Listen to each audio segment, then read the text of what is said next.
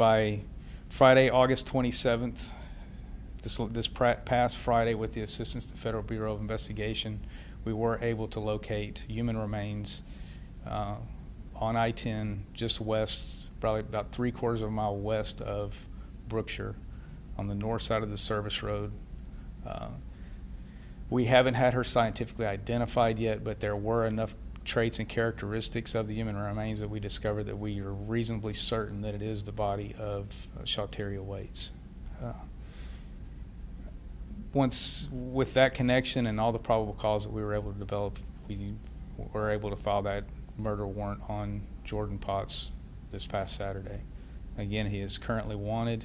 I can't really get into too much of the investigation because it is still an active investigation. We're still working it.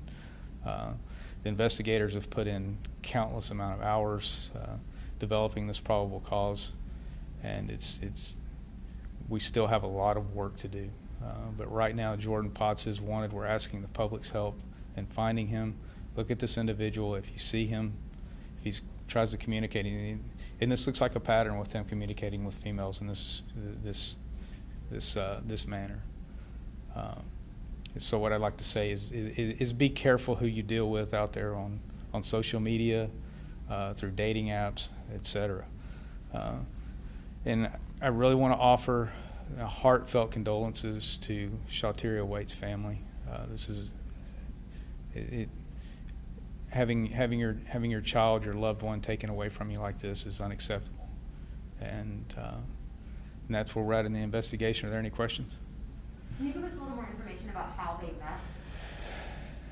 That's still part of the investigation. I know there was some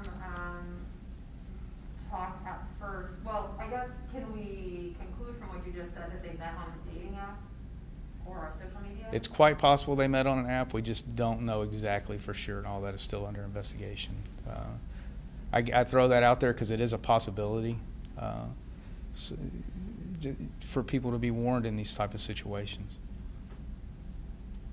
I know at first there was talk that the other two women she was with went with her to the apartment. They went, maybe they were all going to go to this guy's apartment. They went to a store. She went in, and then they couldn't find her. Is that still accurate? That's still the prevailing theory, yes. How were the human remains discovered?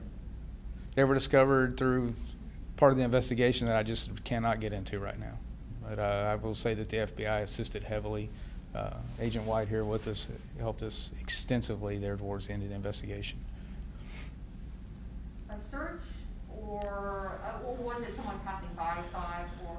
Again, I'm not gonna reveal that portion of the investigation. Any indication of how she died? Again, we just don't know right now. The Harris County Institute of Forensic Sciences is conducting the autopsy. And again, as I said at the beginning, we haven't had her scientifically identified yet. So they're still working on that. We do believe it was homicidal violence, though. We have good reason to believe that based on the rest of our investigation.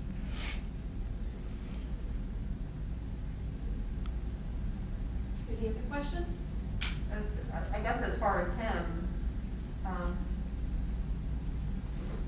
why are you guys putting it out to the public? Locating him. I mean, I know sometimes he's wanted, and we can't find him right now. That's the bottom line. We believe that he is running. He is not at home where we would expect him to be. So we do believe he is running. That's why we're asking for the public's help in finding him. You brought up a pattern. I'm sorry, I'm the only reporter here, so I'm like drilling you. You brought up that this might be a pattern. It's part of the investigation. We're not sure yet, but it could be. A lot more will come out eventually in the future. Is there any reason to believe he's out of state? It's possible he could be because he is not from the Houston area originally. He is originally from Oregon. We believe he may have ties to Montana. But like I said, right now we know that he doesn't have a car because we still have his vehicle.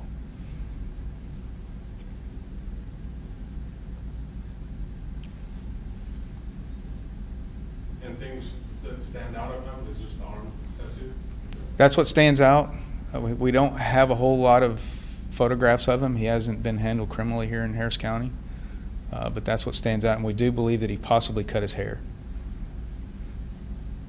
From He may have cut his hair. He may have shaved his mustache off in an attempt to change his appearance. Any reason that you brought up that he might be in a homeless camp? I have reason to say that. I don't want to let that out right now, but I do have reason to believe that.